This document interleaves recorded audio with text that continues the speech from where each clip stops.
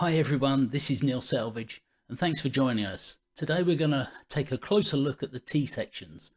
Now this all came around from a recent post that popped up on LinkedIn and there's been some issues noted on site various times now with certainly machine welded seams and T-sections. So I just thought I'd give an insight into some of that in these couple of video presentations that have come about, and I hope it's helpful for you.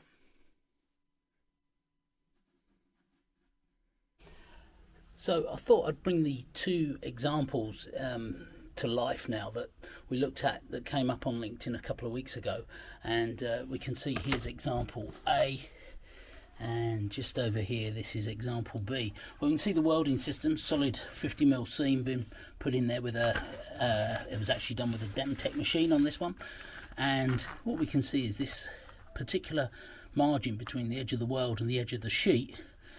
The problem lies is where it meets the T-section. This flap has not been shut or cut down.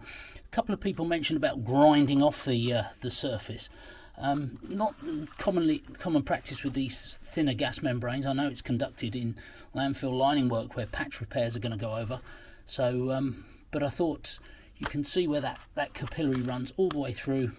So the seam on here runs along onto the sheet and then it joins onto the top flap, leaving this one exposed. So B is a problematic joint, whereas A, we go back over, we can see in this instance, and this might have been purely by luck, that the flaps were in the right direction, but the critical element of this is there's going to be an under flap in this margin here. Now if I flick it over, we can see that has been trimmed back. So as the seam's gone through on this particular point, it's shut off in that whole area there, and that's purely by diligence of cutting that away before the machine came through. The other snag that does sometimes happen here is where the machine will run through and catch in the flap, and you'll know about that because the machine will stop and the material will start to pull through. So hopefully that explains some of that on that example A and B. I'm going to flick over now and look at another example with another twin seam welded method.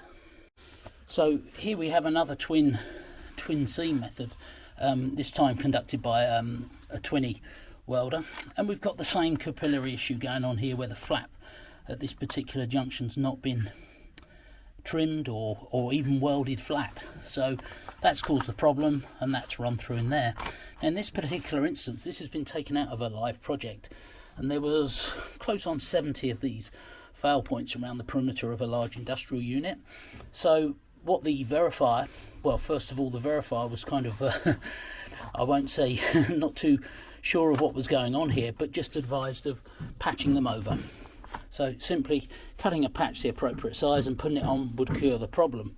Now that actually increases the problem, because now we've got two capillary points, one there that are going to feed out from the other parts of the fail point. So in this instance, more work was needed here to trim these back.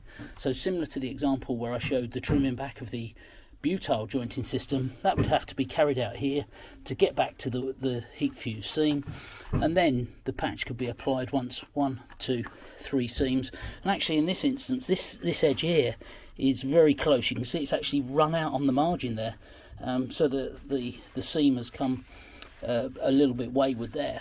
So just thought a little explanation there. Somebody mentioned about air testing on these channels.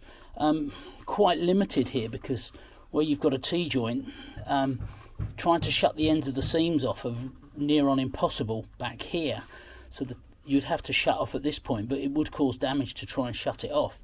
So very rarely do we actually encounter people air pressure testing these channels within the twin seam joints, but I thought just putting that out there. You'll also see a fail point if you were to air pressure test here where that T, where the top flap meets. There's going to be a problem there as well. Quite interesting here, we can see the machine weld has come through, but the capillary, the flap here has been welded down, but it's actually been trimmed off to allow this hand fuse section to come over the top.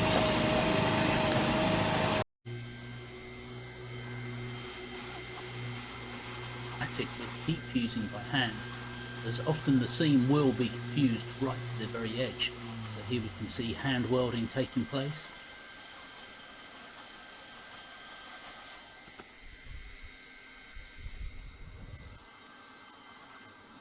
And when the T formation is made, the appropriate margin, the hand welding system will fuse the front edge to the previously installed and fused edge at this point just here.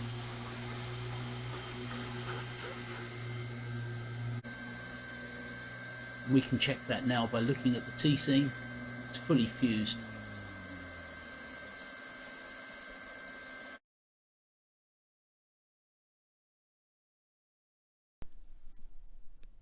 So thanks for joining us, and look forward